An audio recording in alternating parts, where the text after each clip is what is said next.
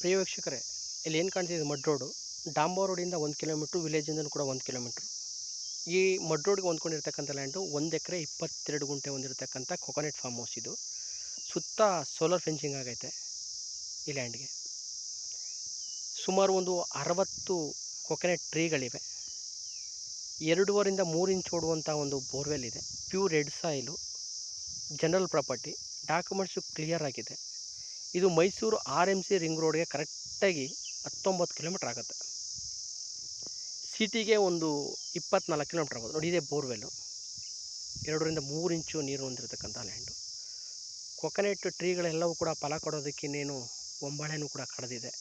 ಅದು ನೋಡಿದ್ರೆ ಗೊತ್ತಾಗುತ್ತೆ ನಿಮಗೆ. ಆಲ್ರೆಡಿ ಟೊಮೊಟೊ ಹಾಕಿದ್ದಾರೆ, ಮುಗಿಯೋ ಸ್ಟೇಜಲ್ಲಿದೆ ಇದು. ಯಾರಿಗಾದ್ರೂ ಇಷ್ಟ ಆದರೆ ಮೇಲೆ ಡಿಸ್ಪ್ಲೇ ಆಗ್ತಕ್ಕಂಥ ನಂಬರ್ಗೆ ಕಾಲ್ ಮಾಡಿ ಇದರ ರೈಟು ಮತ್ತು ಇತರ ವಿಷಯಗಳನ್ನು ತಿಳ್ಕೊಳ್ಳಿ.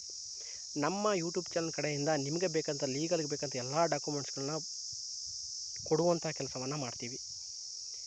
ಲೀಗಲ್ ಓಕೆ ಆದಮೇಲೆ ನಿಮಗೆ ರಿಜಿಸ್ಟ್ರೇಷನ್ ಅಗ್ರಿಮೆಂಟ್ಗೆ ಹೋಗೋದಕ್ಕೆ ಅವಕಾಶ ಮಾಡಿಕೊಡ್ತೀವಿ.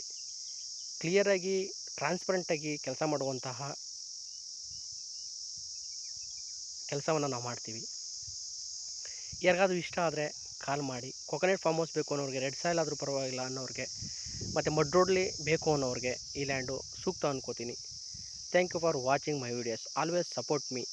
More details descriptions and videos.